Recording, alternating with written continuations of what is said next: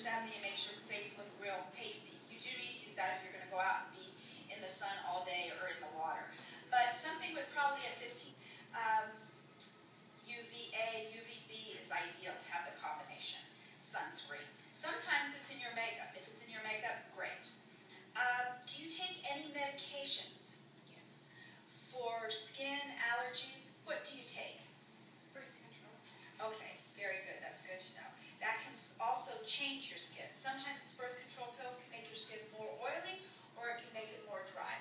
But it won't affect anything I'm doing in the facial. This is the time where if you find out someone uses Retin A or any prescription acne medications, it's very important to know because if you wax the skin that's being medicated, it's usually thinner and sometimes the skin will come off. So it's very important if there's any type of acne medication that's thinning the skin that you don't do any waxing, that you do tweezing. Or you can tell the customer, lay off the treatment for a week before you come in, then we can do the waxing and then they can resume after the facial. Now when I do my facial, I prefer to have everything prepared before I start the facial on my customer. So I have laid out a cleanser, a toner, my enzyme, my mask, my lip cream, my eye cream that I'm going to be applying.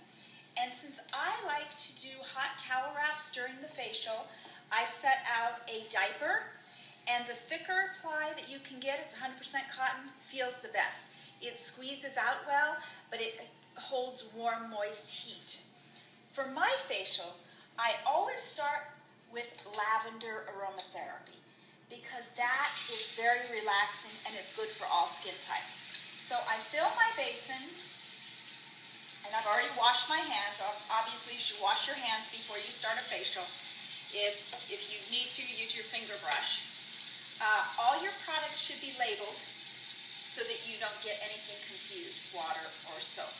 I also like to keep very short, clean nails because even if your nails are a little longer, when you're massaging, it can drag on the person's skin and it doesn't feel very good. You can wear colored nails, but I think it's important that everything looks very clean and sanitary, so I prefer just to use a clear coat. The water shouldn't be too too hot or too cold. It should be a nice, warm temperature. I actually make it a little warmer in the beginning because I don't necessarily put the towel wrap on right away. And again, I'm going to use, I like Aurora Acacia Lavender Essence. So this is an aromatherapy oil, and I'm just going to put a couple drops in the bath water. Just so you know, aromatherapy oils, you cannot use directly on the skin. They're too strong. You either dilute them in oil or in this case in water. Now I'm going to come over and I looked at Nicole's face and the only thing that could use a little waxing are her eyebrows. I believe that you should never change the shape of an eyebrow. This is my personal opinion. You should only clean out the brow, shape the brow, clean out to shape the natural brow. So, we'll put the light on here. Also, at the very beginning of the facial, I turn on my steam because that's going to take about 10 or 15 minutes to warm up. So while I'm getting ready, doing facial massage, doing waxing, the steamer is starting to heat.